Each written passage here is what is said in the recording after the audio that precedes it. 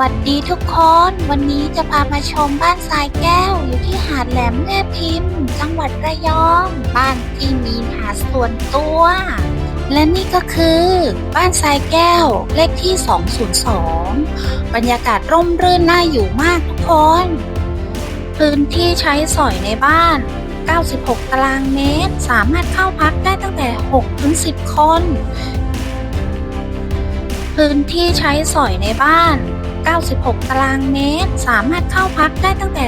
6-10 คน มีห้องนอน 3 ห้องนอน ห้องน้ำในตัว พร้อมเครื่องทำน้ำอุ่น มีห้องนั่งเล่น1ห้อง ห้องครัว1ห้อง ทั้งบ้านมีเครื่องปรับอากาศ ที่จอดรถสามารถจอดได้ทั้ง3คันแน่ ในครัว อุปกรณ์ตู้เย็น อุปกรณ์การทำอาหาร เตาปิ้งย่างมีครบครัน เราไปเดินเล่นริมหาดกัน